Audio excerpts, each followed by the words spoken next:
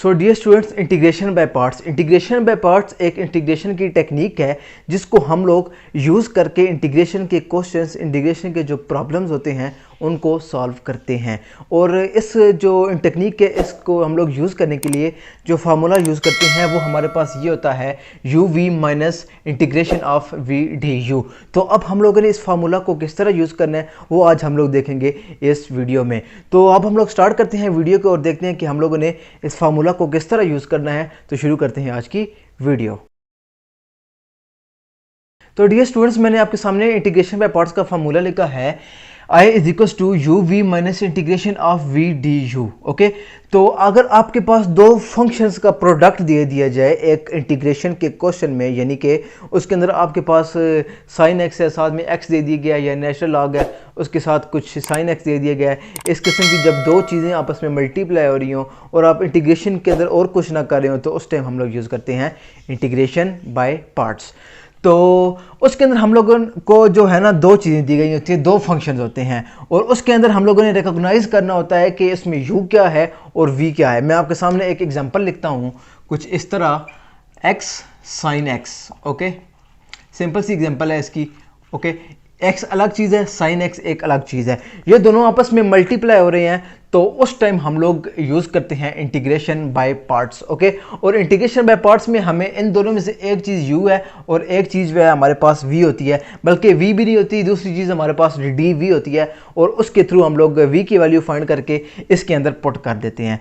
Okay, और इसके अंदर हम लोगों ने एक को u कहना होता है एंड द अदर वन को हम लोगों ने dv कहना होता है। ओके, तो हमने किसको u कहना है और किसको dv कहना है इस चीज़ को हम लोगों ने डिसाइड करना होता है। हर क्वेश्चन में ये डिफरेंट होता है, ये क्वेश्चन की नेचर पे डिपेंड करता है कि हम लोगों ने किसको u कहना है और किसको dv कहना है।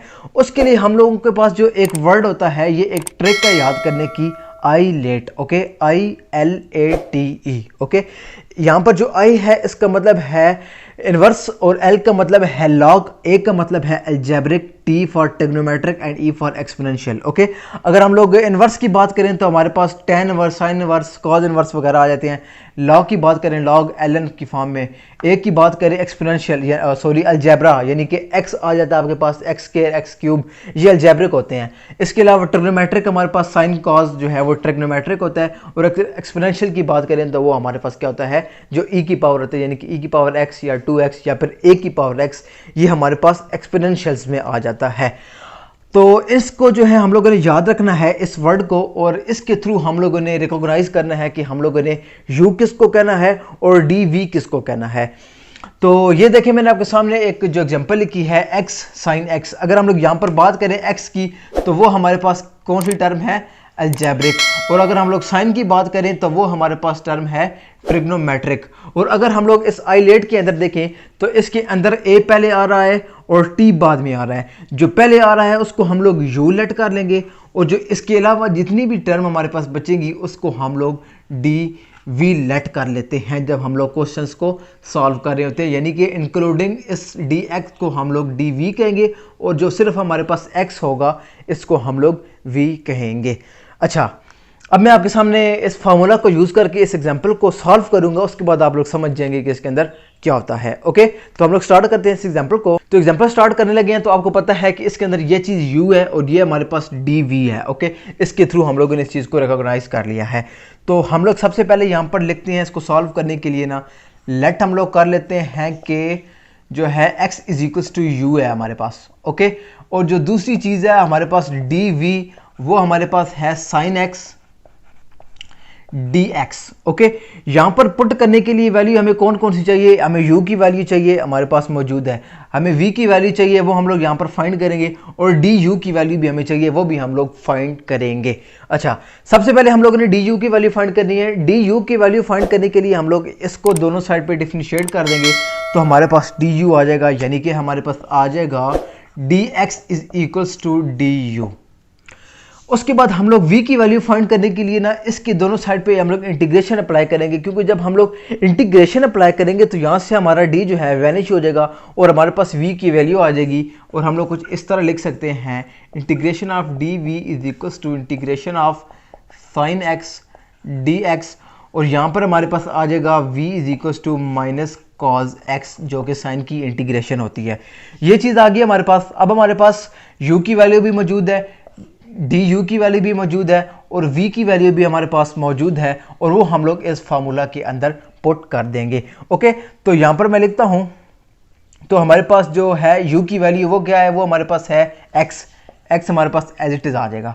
ओके, v की वैल्यू हम लोग ने निकाली है माइनस कॉज एक्स, वो हमारे पास एज इट इज़ आ जाएगी, minus integration of v du। v हमारे पास क्या है, हम लोगों ने क्या निकाला है, वो है हमारे पास माइनस कॉज एक्स, तो यहाँ पर ऐसे ही आ जाएगा माइनस कॉज एक्स, ब्रैकेट में मैं लिख रहा हूँ। और du की वैल्यू हमारे पास क्या है, वो हमने निकाली है dx। ओके, ये du की वैल्यू हमने निकाली है dx, वो यहाँ पे मैंने सब्स्टिट्यूट कर दी है। ओके, तो ये हमारे पास बन जाएगा माइनस एक्स कॉज एक्स और ये हमारे पास बन जाएगा प्लस साइन एक्स प्लस सी और इसको हम लोग आंसर कहते हैं। इसकी इंटीग्रेशन हमारे पास साइन आ गई, ये माइनस माइनस प्लस हो गए हैं और यहाँ पर वो वाला माइनस आ गया, इसको हम लोग आंसर कहते हैं। तो डियर स्टूडेंट, सिंपल है, थोड़ा सा कंफ्यूजिंग है जो इसके क्वेश्चन होते हैं सॉल्व जब हम लोगों ने करने होते हैं इंटीग्रेशन बाय पार्ट्स। सबसे पहले हम लोगों ने ये चीज़ रिकॉग्नाइज करनी होती है कि हमारे पास जो है ना, सबसे पहले हम लोगों ने u क्या लेना है और dv क्या लेना है। जब ये चीज़ हमें क्लियर हो जाए ना, क्योंकि किसी क्वेश्चन में dv हमारा कोई और होगा, किसी में कोई और होगा। अब मैं अगर आपको एग्जांपल देता हूँ, यहाँ पर हमारे पास x की जगह पे नेचुरल लॉग होता, लॉग की फॉर्म में कोई चीज़ होती, तो हम लोग लॉग को u कहते और जो दूसरी टर्म है उसको v कहते, क्योंकि यहाँ पर हमारे पास लॉग पहले आ रहा है। तो ये चीज़ जो है आपने याद रखनी है, तो उसके थ्रू आप लोग इसको सॉल्व कर सकते हैं। तो डियर स्टूडेंट्स, इंशाल्लाह आपसे नेक्स्ट वीडियो में मुलाकात होगी और उससे पहले आप यहाँ पर आपको क्या कहते हैं आई बटन शो होगा, ऊपर शो हुआ होगा, वहाँ पर आपको चैप्टर 3 के तमाम जो वीडियोज़ है वो मिल जाएंगी। ओके, प्रीवियस हम लोग ने एक्सरसाइज 3.3 भी डिस्कस की है, तो वो भी मिल जाएगी, 3.2 भी मिल जाएगी। तो इंशाल्लाह नेक्स्ट वीडियो में आप लोगों से मुलाकात होगी। तो तब तक के लिए अपना ख्याल रखिए, अल्लाह हाफिज़।